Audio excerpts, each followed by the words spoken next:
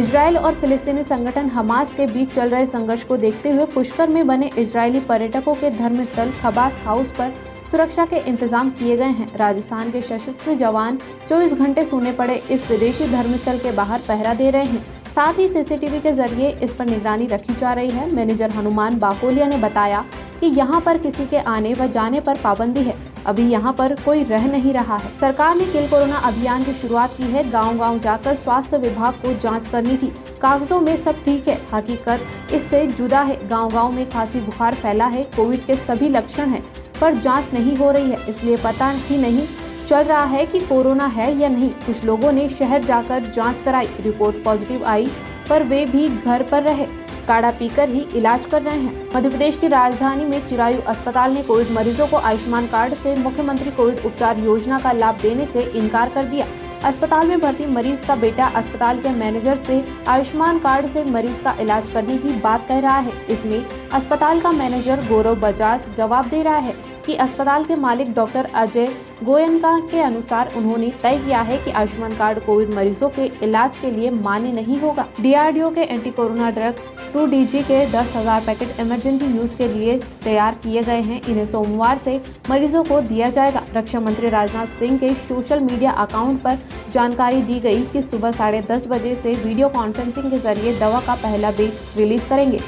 सूत्रों के मुताबिक स्वास्थ्य मंत्री भी मरीजों को नई दवा देने के मौके पर मौजूद रह सकते हैं। यह दवा एक पाउडर के रूप में है। छत्तीसगढ़ के अलावा देश के कई ऐसे गांव हैं जहां ग्रामीण कोरोना का टीका नहीं लगवा रहे। स्वास्थ्य विभाग की टीम को भगा रहे हैं, झगड़ रहे हैं, मगर राजधानी रायपुर से करीब 50 किलोमीटर दूर मानिकचोरी गांव के ग्रामीणों ने जागरूकता का परिचय दिया है। यहाँ 45+ एज कैटेगरी में 100% लोगों ने टीका लगवाया है। दुनिया भर में कोरोना महामारी का एपिसेंटर या हॉटस्पॉट रहा यूरोप अब न्यू नॉर्मल की तरह कदम बढ़ा रहा है, लेकिन सावधानी के साथ। इन देशों में जैसे जैसे टीकाकरण रफ्तार पकड़ रहा है, वैसे वैसे महामारी फैलने की रफ्तार भी धीमी होती जा रही है। कई देश लोगों पर लगे प्रतिबंध को हटा रहे हैं। इनमें से ब्रिटेन तो ज्यादातर आबादी को टीकाकरण के बाद पूरी तरह अनलॉक की स्थिति में आ गया है।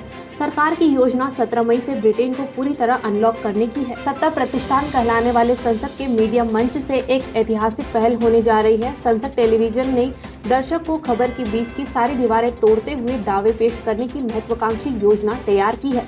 इसके तहत आम लोग अब सरकार से सीधे रूबरू होंगे। संसद टीवी साक्षात विदेश मंत्री एस जयशंकर को अपने टीवी मेजबान के तौर पर पेश करेगा और वह डिप्लोमेटिक स्पीच लेकर अंतर्राष्ट्रीय कूटनीति का नजारा देश की जनता के सामने पेश करेगा। कोरोना मरीजों को दी जा रही प्लाज्मा थेरेपी को क्लिनिकल मैनेजमेंट प्रोटोकॉल से हटाया जा सकता है। कई मामलों में यह थेरेपी कारगर नहीं रही है। Indian council of medical research ICMR की नेशनल टास्क फोर्स की शुक्रवार को हुई बैठक में इस पर चर्चा हुई थी। सूत्रों के मुताबिक इस मामले पर जल्द ही आखिरी फैसला लिया जाएगा।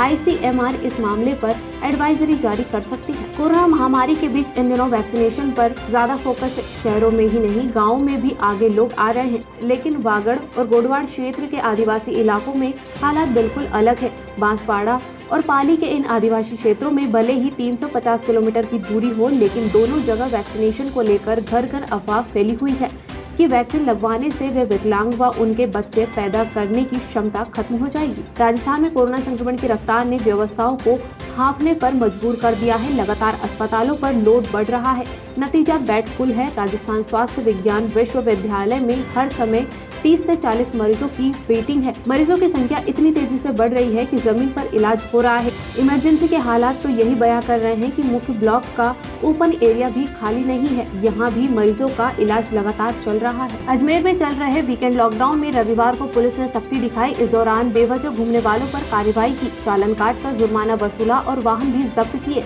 वहीं इस दौरान प्रशासनिक अधिकारियों ने क्षेत्रों का दौरा कर हालात का जायजा लिया। बाजारों में मुख्य मार्गों पर सन्नाटा ही पसरा देखा गया। सीकर में तमाम प्रयास के बाद भी संक्रमण के मामलों में कमी नजर नहीं आ रही है, जिसके कारण एक बार फिर अधिकारियों को क्वारंटाइन सेंटर में सख्ती बरतने की याद आ गई है। वहीं जो कोरोना से संक्रमित है उसे घर में आइसोलेट रखा गया है। उस कंटेनमेंट जोन को और मजबूत बनाने के लिए कहा गया है, जिससे ग्रामीण इलाकों में फैल रहे संक्रमण को थामा जा सके। कोरोना संक्रमण की दूसरी लहर को देखते हुए राज्य सरकार ने सहकारी भूमि विकास बैंकों की ऋणी किसानों को ब्याज में एक बड़ी राहत दी है। सरकार ने सरकारी भूमि विकास बैंकों से ऋण लेने वाले किसानों के हित में एक मुश्त समझौता योजना की अवधि को 31 मार्च से बढ़ाकर 30 जून कर दिया है। इस योजना के तहत दंडनीय ब्याज की 50% तक राशि माफ करने का प्रावधान किया गया है। फील्ड में ड्यूटी कर रहे पुलिसकर्मी भी कोरोना की चपेट में आ रहे हैं। बीते 45 दिनों में 141 पुलिसकर्मी संक्रमित हो चुके हैं, जिसमें से 89 का इलाज जारी है। दुखद यह है कि 3 पुलिसकर्मियों की कोरोना से मौत भी हो चुकी है। बाड़मेर शहर में सरकारी व पहाड़ी जमीन का हाल यह है कि नगर परिषद ने पहाड़ी जमीन के भी पट्टे दे दिए। पहाड़ों पर कई लोगों ने रातों रात अतिक्रमण कर दिए, यहाँ तक कि पहाड़ों के ऊपर 3-3 मंजिला मकान बन गए।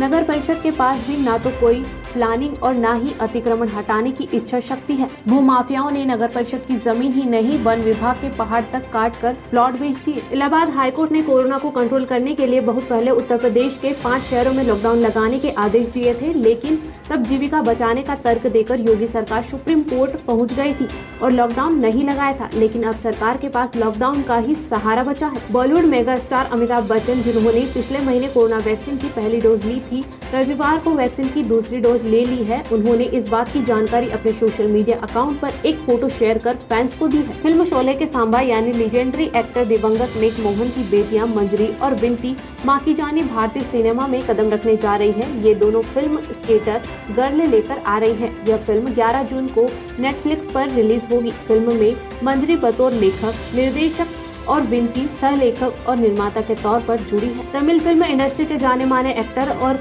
कॉमेडियन पवन राज का निधन हो गया है। पवन की मौत की खबर सुनते ही फैंस सोशल मीडिया पर श्रद्धांजलि दे रहे हैं। मीडिया स्पॉट्स के मुताबिक पवन राज का निधन हार्ट अटैक के कारण हुआ। वहीं दूसरी तरफ यह भी खबर आ रही है कि कुछ दिन पहले एक्टर पवन राज कोरोना से संक्रमित हो गए थे। भारतीय क्रिकेट टीम के लेग स्पिनर युजवेंद्र चहल और उनका परिवार इस समय काफी मुश्किल दौर से गुजर रहा है। खिलाड़ी के परिवार में उनके माता पिता दोनों कोरोना पॉजिटिव हो गए हैं। इस समय उनके परिवार को काफी दिक्कतों का सामना करना पड़ रहा है। हाल ही में उनकी वाइफ ने अपने इंस्टाग्राम पोस्ट के जरिए इस बारे में जानकारी दी थी। अब चहल ने अपना दर्द बयां किया है और अपने परिवार के साथ एक तस्वीर इंस्टाग्राम पर शेयर की है।